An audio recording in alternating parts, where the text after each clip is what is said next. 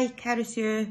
So week 1 today of your healthy eating advice. There's going to be 8 weeks altogether. Before we start, you might want to get yourself some pen and paper just in case there's anything you want to write down or make any notes of. Also, like I said in the previous videos, although we encourage it to be followed by all in your household, be aware for those with specific medical conditions, this is not intended to replace any structured education or care plan that they've been given by their health professional, so keep that in mind. Also, it might not be completely appropriate for someone with specific and complex dietary needs. Any questions on that though, give us either a message below the video or give us a private message and we'll try and answer it, okay? So today we're going to do a little intro into preparing you for the changes that you're going to make, and then look at some facts and myths. So some questions that we as instructors get asked quite a lot. At any point you want to pause the video, then you can. Might give you a little time to then obviously write things down and also not hear my voice for so long. So let's get started. So I'm going to look at some past experiences and attempts at losing weight or dieting. What we find the answer with a lot of questions is people ask us, oh, you know, I failed before, I found this helpful, I haven't found that helpful. So with a lot of people, they've found that going to dieting groups or starting fad diets, they might have been helpful to start with because it gave them support, it motivated them to lose weight and encouraged them with small realistic changes. But then the downside to that, then they found that the cost, so they couldn't keep up going to groups or keeping up the subscriptions to these diet or dieting groups. The diets were difficult to follow. There was lots of complex rules that they didn't really want to adhere to, and they used it as a short-term fix. So what we're going to be looking at is this is going to be a change for life, and we're looking at it to be a healthy eating lifestyle change. A question that we get asked as instructors quite a lot is it a good idea to count calories to lose weight? And in answer to that is a calorie is a unit, so it's a measure that we use to describe the amount of energy that's within that food or drink. A person's daily calorie intake, or energy needs, depends on a lot of different factors. So there's the genetic makeup, age, body weight, the activity levels. So there's a lot of factors that go into when people say, oh, how many calories should I have a day? Being more aware of calorie values in foods and drinks is most certainly helpful, especially when you're trying to lose weight and maintain a healthy weight. However, as an instructors, we also say it's important not to become too concerned with calorie counting and instead focus on improving the overall balance of your diet. So eating regular meals, being active as possibly as you can, okay? Everyone will have their own personal reasons for wanting to lose weight. For some, it's health reasons. So it might be wanting to lose their blood pressure, control their diabetes levels, their cholesterol levels. For the others, it's being able to walk a little bit further, run after their grandchildren, children, or train specifically for something. Or for some, it's just that they want to lose weight or have a better lifestyle change to make them feel and look a lot better. And then obviously in turn, then that will make you have better choices with your eating. So keeping these reasons in mind or writing them down, that can help for a lot of people to keep them motivated. So some people take photos of their starting and then finish. Some people put little notes on their fridges. So whatever works for you, we're looking at it to keep yourself motivated, okay? So some of the questions we get asked as instructors, I'm going to try and condense them down. So some that we get asked is this one. So potatoes, bread, pasta and rice are fattening.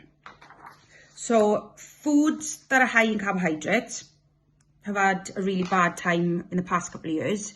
And that's down to a lot with the low carb diets, so e.g. your Atkins diet. There is no actual proof that carb-rich foods are more likely to make you gain weight than any other food.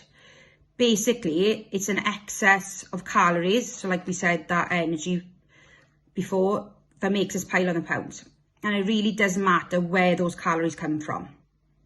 We're going to be looking and doing a session on balance and weight with energy later on. So we'll be talking about the calorie expenditure, which we'll go through in a bit more detail. But in fact, more often than not, it's the fat that we add to the carbs that boosts the calorie content. So for example, putting butter on toast, creamy sauces with pasta, frying potatoes to make chips, and it definitely comes down to portion sizes. Again, we'll be doing that in another session, okay? So that's one question we get asked. Another one is, food eaten late at night stops you losing weight. Many people believe that eating in the evening makes the body store more fat because it's not being burnt off with activity.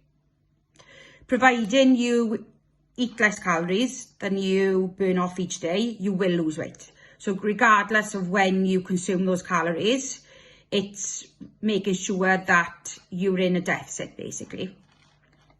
Another one we get asked is, eating one meal a day is the best way to lose weight. Research actually shows that the opposite is true. So eating regularly stops you from overeating and getting over hungry, which then can lead to cravings, snacking on high calorie foods, overeating on your next meal, so therefore feeling out of control with your eating. So you find that your choices are slightly different than when you are hungry, okay? This is a good one. So frozen or canned fruits and vegetables contain less vitamins than fresh ones. Canned or frozen foods, fruit and veg, can be just as nutritious as fresh ones, if not more. What you find with frozen and canned fruits and veg, they're often packaged within hours of being picked, so they don't lose as many nutrients, and especially when it depends on where the food is coming from. So if some people are coming from China or other parts of the world, if it's picked and frozen straight away, the nutrients in that is going to be higher than it would be that the time you get sometimes to the supermarkets, okay?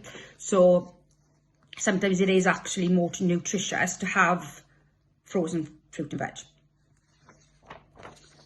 Another one is, olive oil is good for you and can be used freely. Olive oil contains good types of fats. They are called monounsaturated fats. So although these are good for your heart gram for gram, this type of fat still contains the same amount of calories as butter and lard. So they should be used sparingly. Next week, when we're doing the Eat Well guide, we'll be going through that, okay? So it's just to keep that in mind. Low-fat foods will help you lose weight. So foods that are described as low-fat or fat-free aren't automatically low in calories or calorie-free. So some people mistakenly believe they can eat more if they're choosing low-fat products, but this is rarely the case, and they often contain more sugar. So basically, in reality, 2 low-fat biscuits, for example, will probably contain more calories than 1 standard biscuit. So you need to always think about comparing it against the standard product.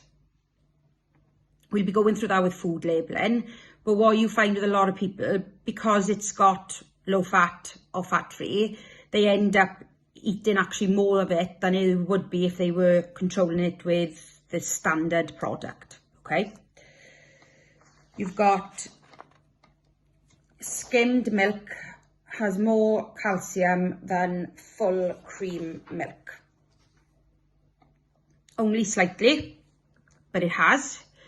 the main difference is the reduction in the fat content. So obviously the fat content in semi-skimmed milk or skimmed milk will be lower than your full cream milk, okay? Nuts are higher in fat than chocolate. So nuts contain healthier fats and they've got fibre in them. So they're more likely to fill you up. It's the portion size that's important, even with healthier foods. So although nuts are healthier than having chocolate, the fat content is higher, it's good fat, but it's making sure that you still rein and look at those portion sizes with that food, okay? And last one, diets don't work. What you find with a diet or a plan is making you follow, we're looking at making you follow a well-balanced diet plan or health eating plan. It still enables you to include your favourite foods. I never try to lose more than 1 to 2 pounds per week. Avoid extreme dieting that ban favourite foods. Yes, they might be a short-term fix to your weight problem, but the results never last, and long-term can be quite damaging to your health, not just physically, but mentally too. This is why weight loss is a gradual process. The big weight losses you find in the first few weeks or so of you losing weight are usually down to a combination of body fat and some water. So be mindful of that.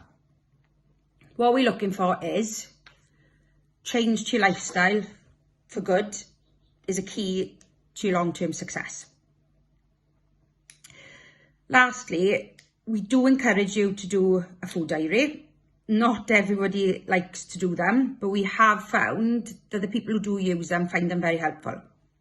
It keeps them focused and they can actually see what they've eaten throughout the day. It does take up some time and it does take some getting used to. And the first few weeks, first few days, people forget to fill it in. It's not a big problem. We use it for a useful tool. Make sure you write the times down if you're using it. So what foods you're drinking, what foods you're eating, what drinks you're drinking.